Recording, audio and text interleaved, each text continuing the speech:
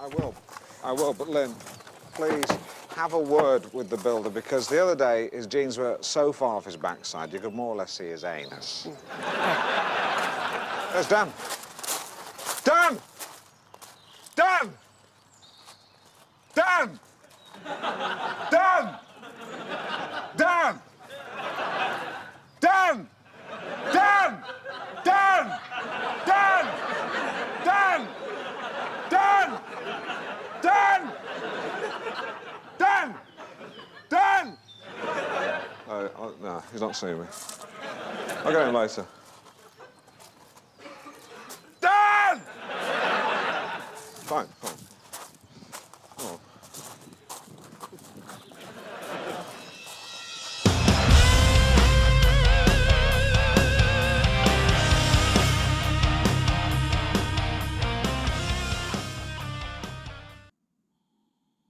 Hello everyone, welcome to Off the Charts, episode 408. My name is Dan and I shall be your host today. So cheers to you all.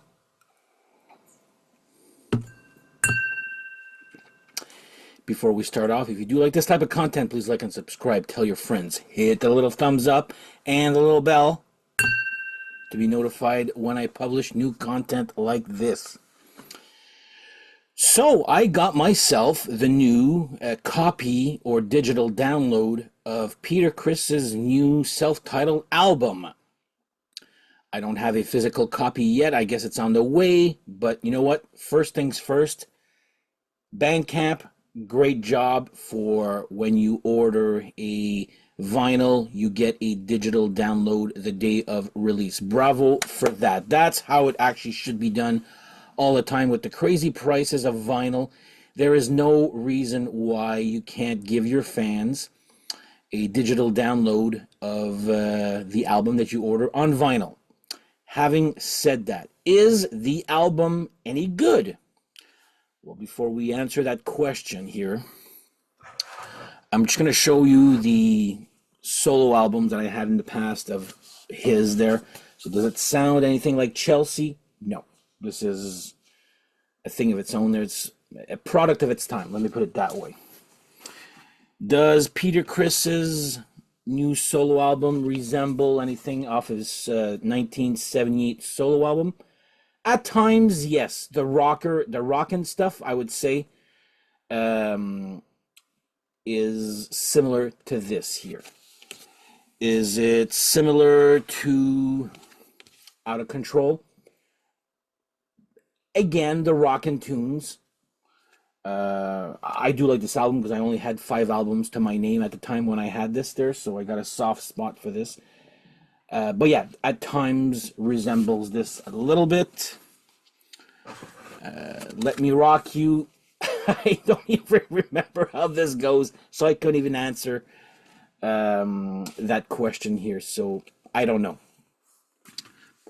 Sorry. What about this one here? Does it resemble this? I think it captures the heaviness of this one here, but 3 little dots, we'll get to that in a few. But yeah, it's a lot better than this here. And does it resemble this? Not one bit.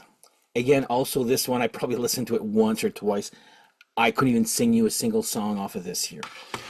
Now, so you can see I was a little bit weary when I pre-ordered this. I'm like, okay, well, I got to pre-order it, or I got to order it because I'm a huge Kiss fan. And then I heard the lead-off single, Creepy Crawlers, which actually came, when you pre-ordered it, you were able to download that song right away. And I was like, wow, this is actually pretty original for Peter Criss. This actually sounds great. Sounds like a great Halloween song. So I pre-ordered it, and then I listened to the digital download songs, and I was blown away at how good it was. Now, is it original? No. Is it inspired? Yes, definitely inspired. Okay. First of all, he released his album on December 19th, and December 20th, he actually turned 80 years old. So happy belated birthday to Peter Criss. The players on this album here. So get this here. So first of all, Peter Criss on drums, vocals. Sometimes I'm like, these vocals, sometimes you're like, is that Peter Criss singing? I'm not. Gone are his raspy vocals, which actually I loved. They're very too clean. Now, is it something that comes with age? I don't know. Like, is it auto-tune? I don't know. Is it, when it comes with age that your voice loses its raspiness and gets better, like especially at 80 years old? I don't know. But the vocals are not actually the strong point of, even though they're good there, that's not the strong point. You've also got Mike McLaughlin on guitars, Piggy D from Rob Zombie's band on bass. Then actually you got Billy Sheehan on bass, and he's there almost every song, I think. Not sure what the other Piggy guy does on bass there. You got Paul Schaefer. Yeah, that Paul Schaefer from Spinal Tap. Artie Puffkin, I forget his name there, from Spinal Tap, or of course the lead guy from David Letterman's band. And of course also, Paul Schaefer on keys and piano. And of course John Five on guitars. So these are not any like bunch of nobodies that he usually brings on there. He actually went and got an all-star lineup for this band. First song, you got Rockin' Roll. Basically, it's like a Hooked on Rock and Roll from his 1978 album. Very good song, actually. It's rock and roll, boogie-ish there, but it's very well recorded. Lots of great classy piano at the end too. Great song. Then you got In the Dark, which at one time, it's a good song too. And there's a like a little bass in between instruments there. And you're like, yeah, that's Billy Sheehan, all right. So another cool song right here. But my pick goes actually to the song, pardon the pun, For the Money. That's got to be the most original song I've ever heard Peter Criss come up with. First of all, great use of background vocals. That when I'm listening to it, I'm like, whoa, that was different. That was actually pretty cool there. So yeah, check out For the Money. Murder, that's song number 4. It resembles All Along the Watchtower until it doesn't resemble it anymore, if that makes any sense there. Pretty cool song too there. Walking on Water, song number 5. It's got a cool groove, slow rocker-ish. I like it there. Then Creepy Crawlers, song 6. It's the first lead off. I think it's a great Halloween vibe. And there's a great offbeat with really good crunchy guitars and Hammond organ also. That to me is another great highlight of the album here. Then you got Justice, song number 7, slowish, cool groove. I don't know where, by the way, what is song on side A or B. I don't have the vinyl yet. Cheaper to Keep Her, that's got to be a really, really cool, catchy chorus with some nice background vocals on it. Then you got Sugar. That could have been on his 1978 solo album there. Just a slowish R&B rocker, I guess there. Then you got Rubberneckin', a shuffle drum with a western-ish vibe. Again, a decent song here. And last one, which is a bonus track only available on the digital download or CD, I'll assume, because I know it's not on the vinyl. Really catchy chorus. It's dumb lyrics. I'm telling you that right now. It could have been either written by Paul Stanley or myself. That's the type of lyrics I would have come up with. Also, kind of like the chorus kind of reminds me of Mama's Boy's Midnight Promises song there. But yeah, Hard Rock Knockers, yeah, it's a fun, dumb bonus track. Let me put it that way there. But overall, I remember the first time I heard it, I was like, wow, this is actually good. And this, I probably listened to it twice in my life. Okay. This one I've already listened to 4 times, and I said, okay, I got to make this review here. Now, I'm not saying that it's the best thing ever recorded on, wax or vinyl or whatever. But it is, in my opinion, Peter Criss's shining moment. Now, I know people were, saying,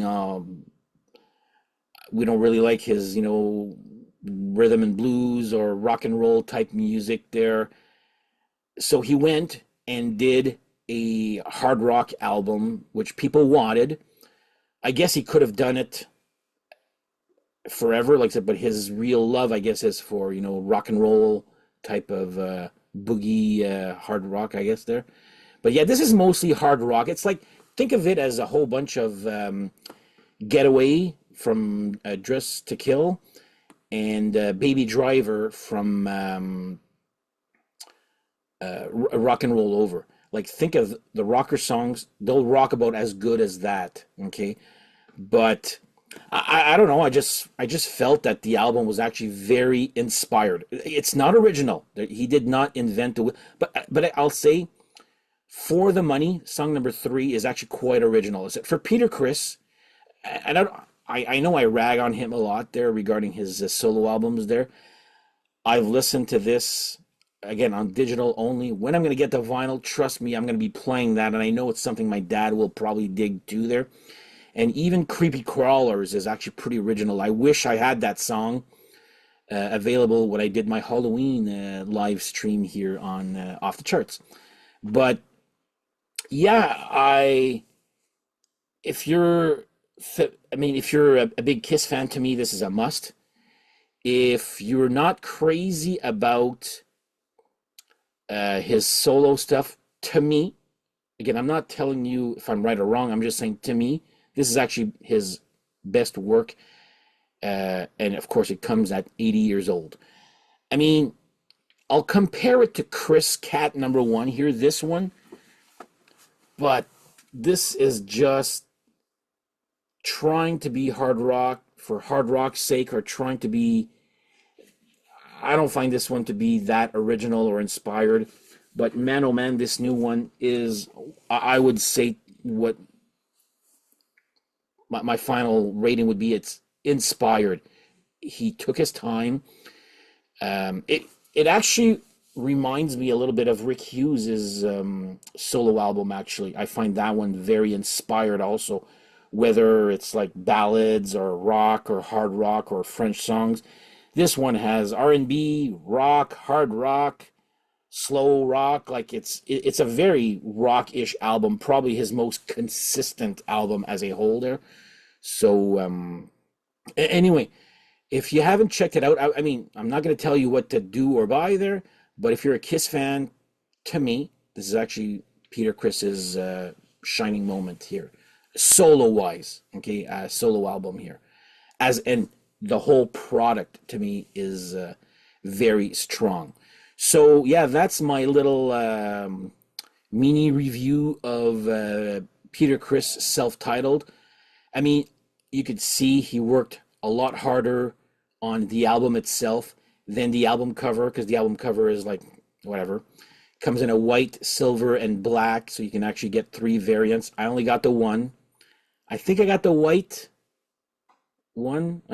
I'll let you guys know when. Just follow this channel. You'll know which version I got there. But it hasn't shipped yet, but hopefully soon there. But yeah, bravo, Peter Criss. I'm actually very impressed with this album here.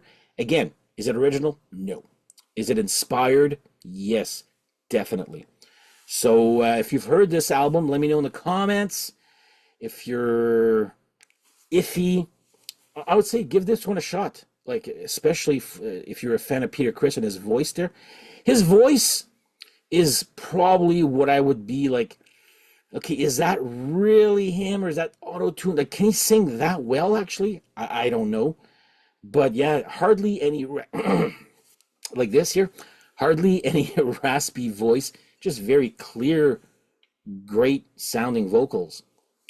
Is that really him now? I don't know. I haven't heard of him as much since he left Kiss, obviously, there. But yeah, bravo, Peter, for a very decent solo album here. So, anyway, on that note, thank you guys for watching. Have yourselves a great whatever, and we shall see you guys next. Oh, by the way, there will be no Wednesday episodes because it's Christmas Eve, and I'll be doing lots of stuff for the holidays here, so there will be no episode on Wednesday, but there will be one on Friday, which is already recorded, which is another Kiss-themed episode. So what's it about? You'll just have to find out. So on that note, have yourselves a great whatever, and we shall see you guys next episode. Have yourselves a great Merry Christmas here, okay? Stay safe, don't drink and drive, and we shall see you guys next time. Take care. Bye-bye.